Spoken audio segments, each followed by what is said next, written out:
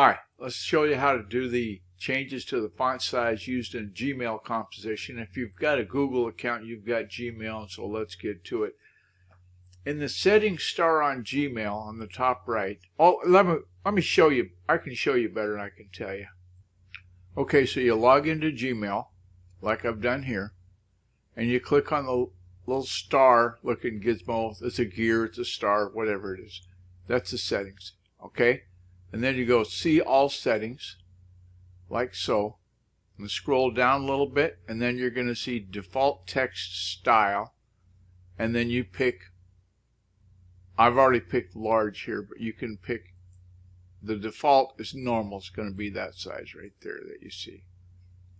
And so then if you take and make that large, see how it's a little bit easier to read? So maybe if you're old like I am, you'll like this. Okay? So it's that easy to do. I want to thank you for taking time out of your day. Thanks to the patrons that support this effort. And we'll see you next time we see you. It's a wrap.